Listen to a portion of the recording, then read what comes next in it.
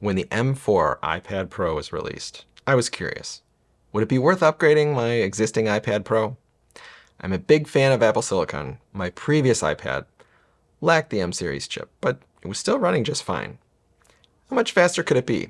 Is it worth the price? Let's find out.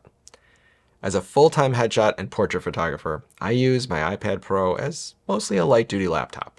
I manage email, write YouTube scripts, read books, watch videos, etc. Pretty typical iPad tasks.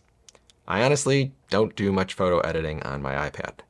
My shooting and editing workflow is specific enough that fiddling around in Lightroom on my iPad just created an opportunity to misplace images. I do use Capture One, which has recently released a pretty solid iPad and iPhone version.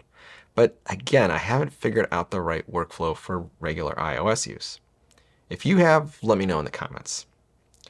Lightroom, too, has a pretty good mobile app, but I've yet to really transition from Lightroom Classic.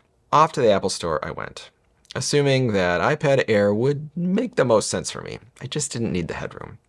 Nothing about my old iPad felt slow. The keyboard was falling apart, but otherwise it was in pretty good shape.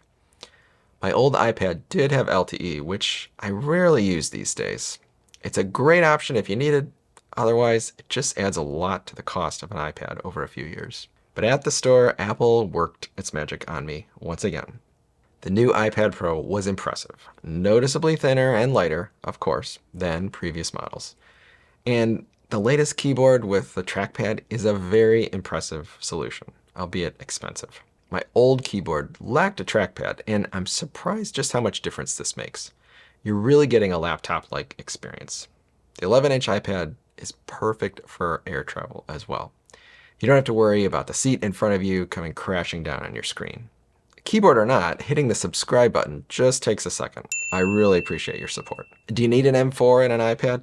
Probably not now, but with all the recently announced Apple Intelligence news, this iPad should easily last a few years.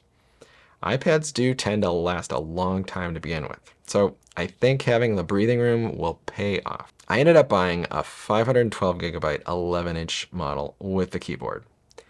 In casual tests, I photographed a few soccer games and dumped a few hundred JPEGs right into Lightroom Mobile. The iPad didn't break a sweat. Normally, working with images just feels faster on a laptop, but that wasn't the case anymore. I was only limited by the slow hotel Wi-Fi upload speed. As a light video editor, I'm also anxious to really test out Final Cut Pro for iPad. My previous iPad didn't support it. As a photographer, the iPad is a handy tool for all sorts of situations. It can serve as a second screen, very handy for proving images with a client, and I can now shoot right into the iPad if I need to. This adds redundancy and flexibility in the field. So for me, the iPad remains a solid piece of hardware in my Apple ecosystem. It fills a lot of little needs, and with the ability to shoot directly to an iPad and the maturing software solutions, iPad Pro is a solid ultralight option. For example, I'm often on location for just a couple of headshot clients, and sometimes I'm only photographing one person. The iPad workflow here is great. I can be in and out of my job even faster with less setup and teardown time. And time is money. Looking at price, well, that's the least fun part. The 512 gigabyte iPad Pro is about $1,200 US, and that's before you add a keyboard or Apple Care.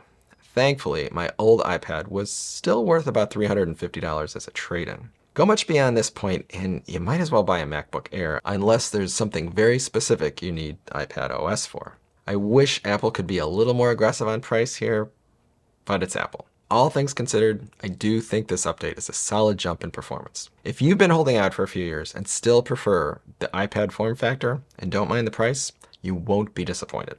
What do you think of iPad Pro? Let me know in the comments. Thanks for watching, and we'll see you next time.